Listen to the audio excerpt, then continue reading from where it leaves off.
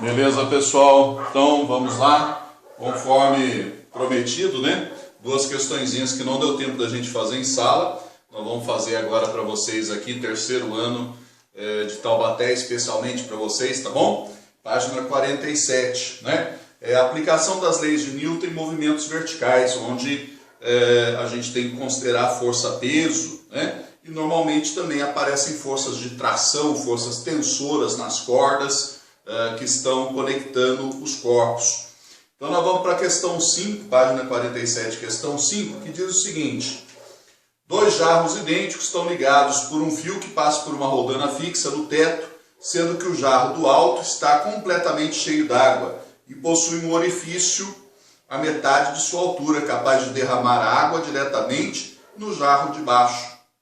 Inicialmente, esse sistema, que é ideal, é mantido sem movimento e sem derramar água, conforme figura 1. Em dado momento, o sistema é liberado para mover-se e a água começa a jorrar, conforme figura 2. A partir do momento ilustrado na figura 2, o gráfico que melhor representa as velocidades escalares assumidas pelo sistema é... Bom, então, qual que você acha aí? Né? O que você acha que vai acontecer aqui? Ó? Este começa mais pesado que este. Né? Então o B desce, o A vai subindo aceleradamente, só que ao mesmo tempo a água de B vai sendo transportada para A, vai sendo passada para A. Isso faz com que a aceleração vá reduzindo, né? Provocando sempre um aumento de velocidade, porém um aumento cada vez menor. Né? Até o momento em que metade da água de B passa para A. Ou seja, os dois ficam com o mesmo peso, né? Metade da massa de água de B passa para A e o peso fica igual. Quando o peso fica igual, o que acontece com a aceleração? Não tem mais aceleração, né? Não tem mais, porque você não tem mais diferença de peso dos dois lados. Só que o movimento não cessa por causa disso, ele continua por inércia, porém agora com uma velocidade constante.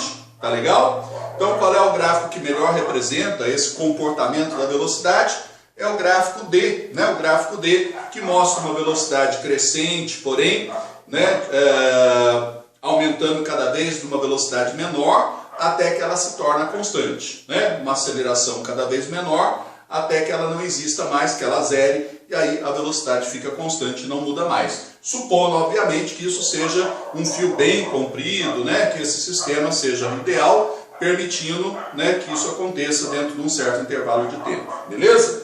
Então a alternativa D, né, é o gráfico que melhor representa. E já vamos para a questão 6, então, que é a última questão desse módulo, que diz assim: o desenho mostra um dispositivo que restringe o módulo da aceleração de queda do corpo central para 2 metros por segundo ao quadrado. Aceleração de queda do corpo central, né? Então esse corpo central tem uma aceleração para baixo, certo? De 2 metros por segundo ao quadrado. Beleza? Sabemos que os fios de roldana são ideais, que o corpo central tem massa de 60 kg, né? Então MA 60 kg, muito bem. Que a gravidade vale 10 metros por segundo ao quadrado, que os corpos externos têm massas iguais, qual é a massa de cada um desse corpo externo. Então esse aqui tem massa M, esse aqui tem massa M, e vamos identificar forças aqui em primeiro lugar, né? Então aqui para B você tem o peso de B, que eu vou chamar simplesmente de P, e aqui uma força tensora, T. Mesma coisa aqui desse lado, um peso que eu vou chamar também de P, porque se a massa é igual, o peso é igual, né? E uma tração que eu vou chamar de T. Só que aqui, ó, você tem o mesmo fio preso ao A, então você tem outra tração aqui e mais uma tração aqui, além do peso de A, obviamente, né? Como a aceleração de A é para baixo, vamos fazer a segunda lei de Newton no bloco A. PA menos 2T igual a MA vezes A. Certo, gente? PA menos 2T, você tem dois fios aqui, ó, duas trações, um correspondente ao bloco de cada lado, né? Peso de A 600, que a massa é 60, vezes 10 a gravidade dá 600.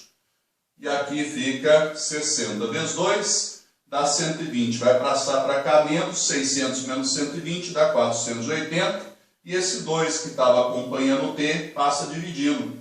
Quer dizer que a tração dá 240 newtons. 240 newtons, beleza? Bom, para achar a massa de B ou de C, tanto faz, o que nós fazemos agora? Vamos aplicar a segunda lei de Newton, né? Num deles, tá? Tanto faz. Vou aplicar no bloco C, né? Só que se A está descendo, C está subindo, né? Então, no bloco C, T menos P igual a M vezes A, certo? T menos P igual a M vezes A. T 240, peso, massa vezes gravidade, que é 10, e aqui massa vezes 2 da aceleração, que é a mesma aceleração com que A desce, B e C sobem, né? Já que o fio provoca deslocamentos iguais em tempos iguais, isso é porque eles têm a mesma aceleração. Então vai ficar 240 igual a 12M, portanto M é 240 por 12, que é igual a 20 quilos. Então você tem 20 quilos de cada lado, né? 20 quilos de cada lado. O B tem 20 e o C tem 20. Alternativa B para a sexta questão. Beleza, gente? Aí então, né? Nós vamos aproveitar, fazer uma de força de atrito, que também não deu tempo da gente finalizar hoje. É a questão que está na página 52. Vamos então lá para a página 52. Vamos lá. A questão número 6, né? Questão número 6, que traz a seguinte situação. Aqui um bloquinho, um objeto de massa 6 quilos, desliza em linha reta sobre uma superfície plana horizontal com aceleração constante de 4 metros por segundo ao quadrado, sob a ação de uma força constante F, também horizontal. Tá? Então você tem aqui uma força F, uma aceleração de 4 metros por segundo ao quadrado, 4 metros por segundo ao quadrado, certo? O objeto passa pelo ponto A com velocidade de 8 metros por segundo. Então você tem uma velocidade aqui VA, 8 metros por segundo, e depois de 3 segundos passa pelo ponto B, depois de 3 segundos passa por um ponto B em T igual a 3 segundos, certo? Vou apagar aqui para não misturar as questões. Aí os dados, calcule a velocidade em metros por segundo, com que o objeto passa pelo ponto B e a distância entre os pontos A e B. Então isso é o que o ITA está pedindo. Beleza, nós temos a aceleração, né? Podemos calcular a velocidade aqui, ó, V igual a V0 mais gama vezes T. Velocidade final é o VB, o V0 é o VA, que vale 8, aceleração 4, tempo 3, dá 20 metros por segundo. Tudo bem? Aí, a distância a gente pode calcular aqui, ó, no ΔS igual a V0 vezes T, mais meio de gama T quadrado. O ΔS então vai ficar 8 vezes 3, mais 4 vezes 3 ao quadrado sobre 2, vai dar 24, e 9 vezes 2, 18. 18 com 24 dá 34, 42 metros. É a distância entre A e B. Tudo bem até aqui? Certinho? Considerando a aceleração gravitacional 10 metros por segundo ao quadrado e a intensidade da força F 30 newtons, calcule o coeficiente de atrito entre o objeto e a superfície. Então ele está dando o valor da força F, 30 newtons, né? E você tem aqui um FAT, uma força de atrito. Uma força de atrito, e a gente vai agora no item B para a segunda lei de Newton.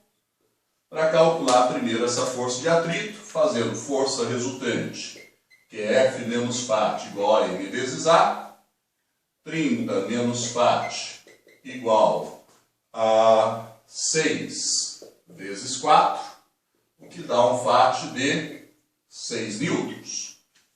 Aí lembrando que força de atrito é μ vezes força normal, né? μ vezes normal. O coeficiente é o μ que a gente está querendo.